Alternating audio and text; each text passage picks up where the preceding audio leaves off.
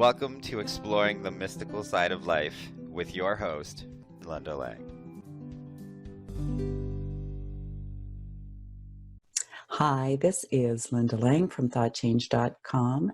Our mission is to encourage you to think outside the box, to expand your horizons, open your mind to new possibilities, and start your own exploration in life. So today we're talking about manifesting, and my guest is B from the Manifesting Squad. Welcome, B. Hi, Linda. Thank you for having me today.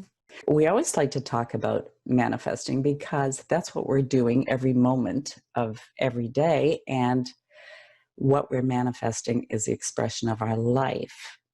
So you started to become a conscious creator or manifester. Would you like to share a little bit about your story? So I started with the law of attraction a couple of years ago when I watched The Secret. I was so excited. I thought, okay, that's it. And now I can just manifest everything that I want. I just need to put out a vision board. I need to be grateful. And then I can have everything that I want in life, right? Doesn't always work like that. No. So it definitely didn't work out really for me. I was manifesting small things here and there, but overall, my life wasn't really at a place that I wanted to be. I was stuck in a job that I didn't like. I was trying to make ends meet. I was in an abusive relationship. So I started to wonder, why are there some people who can manifest easily what they want, and then there are other people like me who couldn't manifest what they wanted. Instead, I manifested things that I didn't consciously want. But I really believed in the law of attraction, and over time I understood that law of attraction is always at work. And I actually manifested my surroundings by having manifestation blocks, as I like to call them. You can also call them beliefs, limiting beliefs. So, for example, I had the belief that I am not smart enough, that money is hard to earn, that I don't have enough, that I need a strong man who takes care of me. And these blocks led me to have a life that I, again, consciously didn't want to have. But once I was able to discover these blocks and remove these blocks, I was able to create a life that I really enjoy now, where I live an abundant lifestyle, where I am financially independent, where I live in just positive emotions of love, joy, happiness of the majority of the time. For the listeners that don't really know a lot about the law of attraction, it's very simply that like attracts like. And it's on an energetic or vibrational level. So like energy attracts like energy. So if you live in low vibration energy, such as desperation, fear, those were emotions that I lived in, you will attract more desperation and more fear into your life. But when you are able to shift to live in emotions such as love, joy, happiness, abundance, so higher frequency emotions, you will be able to attract back energies like that. So, for example, if you want to attract more abundance into your life, you need to send out the frequency of abundance, the energy of abundance. And one way of doing that is, for example, to look at your life and see what area makes you feel really unabundant or not abundant. For me, for example, this is a very silly example, but it was, I really love blueberries, but I never bought them because I thought they were too expensive and I rather buy other fruit that is cheaper. But that really made me feel not abundant. So I decided to change that up, to buy these blueberries. And it was something that brought the feeling of abundance into my life. Now, that can be very different for everyone. So for someone, maybe it's wearing a nice perfume, or taking yourself out to dinner once in a while, or treating yourself with a nice piece of chocolate, or going into the nature and experiencing the abundance of nature consciously. Maybe that's something that will bring the feeling of abundance into your life. So yeah, these are just a few examples how everyone can cultivate the feeling of abundance in their lives. And by doing that, by creating that energy, attract the energy of abundance into their lives. The words that we use have vibration. They have an important role to play in what we manifest in our life. And as you were talking, and I was thinking of that word cheaper that you had said, and I thought, I don't know if I like that word, right? Because of the vibration of it. But it's really how you interpret that word, because you might go to the store and find something that's like really low cost. Maybe it's on sale, or for some odd reason it's a really low cost and it's technically cheaper. And that could make you feel wealthy and abundant because you've kind of scored this deal at the store. Or it can kind of squelch your energy because you're feeling like you're not abundant, so that you buy something less expensive. Same word, but two very different energies. Yes, absolutely. So two people can look at the same thing and have a very different interpretation, and using words are very powerful. And as you said, you can label something as cheap, or you can label it as, I'm so smart, I just made a great deal, right? So also looking at things that you have in your life in a different light, in a different way, and using different words will definitely help you to manifest more into your life. Another great example is the word co-creation. So a lot of people who get started with the law of attraction, as I did, I thought I just need to visualize and lean back and don't need to do anything. But actually, we co-create with the universe, so we cannot expect the universe or God or our higher self, whatever you may call that energy, to do 100% of the work. We need to meet the universe halfway, because we co-create this world together. Yeah, we absolutely do. So, do you have any more tips for the listeners who might want to create more abundance in their life, whether that is financial abundance or abundance of love, joy, happiness, peace, whatever their goal is?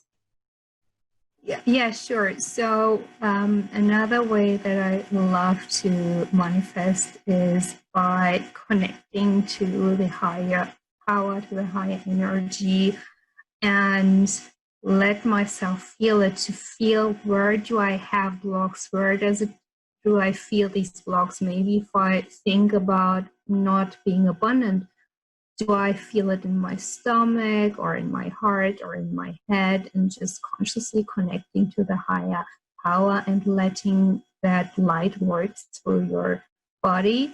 And at the same time, I love to ask open questions such as, what would it take for me to feel more abundance? What would it take for me to love myself more? So whatever that is, you can insert it. And what these questions do are they really help you to open your subconscious mind to new possibilities. They open you up to receive higher energies, different answers or opportunities in your life that before you were not able to perceive or to receive. Because many people are very close-minded. We focus on things that we don't have. We focus on lack, on not being abundant, or we focus on the fear, and we focus on not knowing how to do something. But once you shift that and once you start to ask questions like, what would it take for me to be more abundant, you will start to attract more abundance into your life and you will receive answers to these questions. And quite often, a lot of people don't actually recognize how close-minded or how negative they are, whether in energy or words or emotions. So, how can people start to become more conscious of their own energy and what kind of signals they are putting out? So, sitting in meditation and feeling into your body, feeling into your energy field, you become more conscious by doing breath work, by doing meditation that will help you to see where you maybe have some issues that you need to resolve. Or another great way that I love is journaling, because journaling helps you to just put thoughts on paper to get more clarity and to sometimes just get something out that feels stuck. And once it's out, your energy flows just more easily. So it's really about being conscious about those little signals that your body give you. What I tell my clients is that if they feel heaviness or pressure or their breathing is constricted, and quite often they don't actually realize that until we do a little bit of change work, and then when they compare and they're lighter and they have more space inside, they breathe deeper, they're peaceful on the inside, then they can tell how much, stress or baggage they were carrying. So it is an adventure for anyone who wants to apply these principles. It's not, like you say, simply doing a vision board and thinking. There's some awareness and some action, as you said, that the universe will then give us opportunities, and it's up to us whether we take them or not. When people have stuck beliefs, is awareness enough? Awareness is where it starts, because you first need to get aware of things. Change very often won't happen overnight, but it's the many little things that you do. Change always comes with many little steps in the right direction, but each step really counts. And it's the journey as well that we need to look at and be aware of and enjoy. It's a really good point, B, that once you start applying the law of attraction, it doesn't necessarily mean that everything is completely smooth sailing. Yeah, I think that's something that so many people get wrong. Or I did. I thought everything is gonna be great. I will never have any issues coming up ever again. But it doesn't work like that, and it's okay. And if you accept that, then it's gonna be way easier for you just to enjoy the ride. Because our unconscious mind is like so huge and holds all these memories of the past and beliefs, it may take a while to kind of shift things in the unconscious. And because the law of attraction works 24/7, it's not just about sitting there for 10 minutes of meditation and thinking that's necessarily enough to shift everything. Really like paying attention to the body, because I think that in the moment we can tell. If we start tuning in, we can tell if something feels icky or heavy, or if something feels really good. What do you say to people who maybe have a job that they don't like, or they're in a relationship they don't like? How can they start shifting the energy when what's in their environment is uncomfortable for them? So I say look at patterns in your life. Do you always end up in jobs that you don't like? Do you always end up having a boss that you don't like, that you don't get along with, or you always end up in a relationship that you don't enjoy.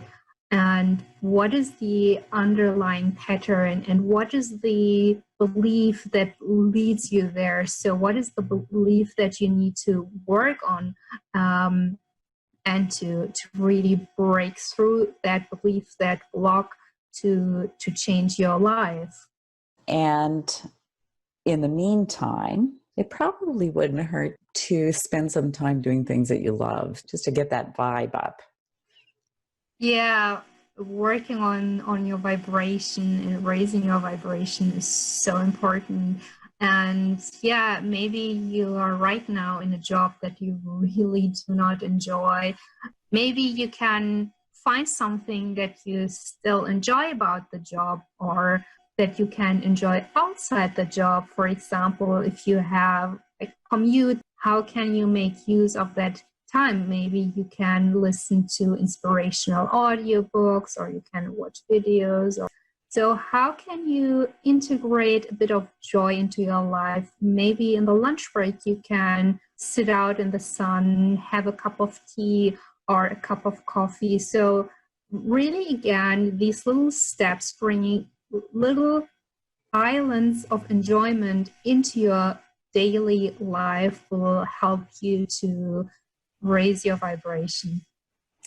You know, when I look back on my life, Bea, and I think about some of the jobs I had where I wasn't particularly happy, a lot of it had to do with how I was thinking about that job. The job itself wasn't particularly awful.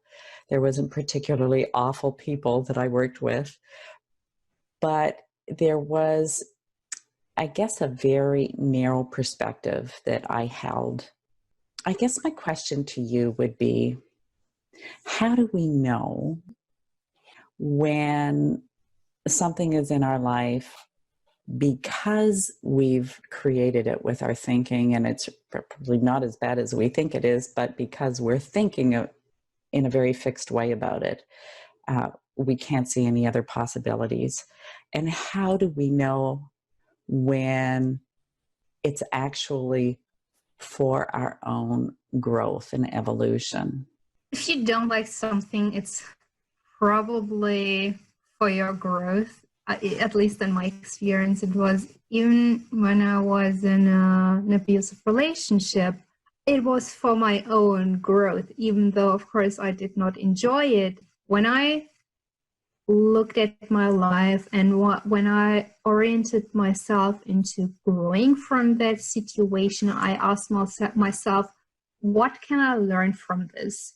So instead going into victim modes, I really asked myself, what positive things can I take out of the situation? What can I learn from the situation? How can I get out of there? And when I got out of it, how can I look at it to learn and grow from it instead of feeling down? And you can also do that with a job that you do not particularly enjoy. You can still look at it and ask yourself, what can I learn from this? So what is the positive thing about it? You can still find so many things, even if you do not enjoy it, that you can learn from, that can be positive for you. So really shifting your focus from the victim mentality to growth mindset, where you look at the positive, where you look at the opportunities, will help you to deal and overcome with situations like that. So you mentioned victim consciousness as being one of the major blocks. What other major blocks do you think are out there? So in my clients, I find very often that they have blocks such as, I am not enough. That's a very underlying or main block that almost all of us have, that we are not enough in some area.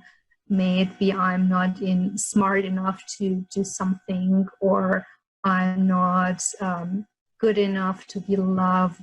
So I'm not enough is definitely the root cause of a lot of blocks. So that I'm not enough, it can show up as poor self-confidence, and it can show up as envy or jealousy. And I agree that that is definitely one of the major blocks. Blame is also, it ties in with victimhood, but it's a huge block to manifesting, because you've given your power away and you're not taking responsibility. And if you don't have responsibility, then how will you ever change your life? Yes, exactly. That's something that I did. I was finger pointing to other people, so I thought my boss is bad, or my boyfriend is bad, or so everybody was bad, just not me, right? But if you do that, you cannot really look at yourself, and you will not be able to even discover your blocks. And if you don't discover them, then you will definitely not be able to remove them. So blaming, the blame game, is one of the worst things that you can do to yourself. I have shifted my mindset. I never, whatever happens, I never say it was someone else's fault. They have their own faults, but I always look at myself and ask myself, how could I have acted differently? And that helps me to take power back into my own hands. As we've been talking today, there's that part of keeping your focus on what it is you're wanting to create and keeping your vibration up. But there's also that part of recognizing where you have limitations or negative thinking. And if you're always looking at the negative, trying to clear it, you're actually focused on the negative. If you're always looking at the positive towards manifestation, then the foundation of your beliefs never gets cleared. So it's a little bit of a dance between the two of them, is what I'm gathering from our conversation today. Yeah, life is a dance, right? It's always between positive and negative. And yeah, the thing is, when you have negative experiences and ask yourself, how can I look at it in a positive way, or what are the positive things about it? You take the negative part and you turn it around into something positive, and that's where I see where the dance is. It's the same with fear.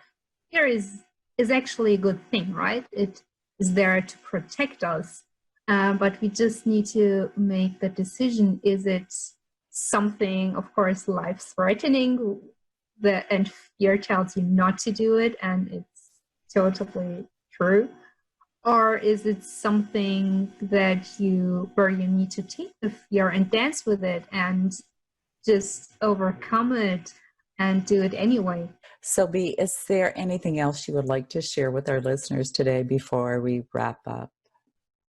I'd like to share something that everyone can do at home now that we have time, which is show money some love. You have time to sit down and nurture that relationship, because we nurture the relationship with our friends and family, but very often we neglect the relationship with money. So take once a week or once a month and show money some love by maybe sorting out through your wallet, or setting up a savings account, or merging different credit cards accounts. So make use of the time that you have now at home and nurture that relationship. Oh, that's wonderful, B. Would you like to share your contact information with us? Yeah, sure. So my website is manifestingsquad.com, and I'm also on all social media channels.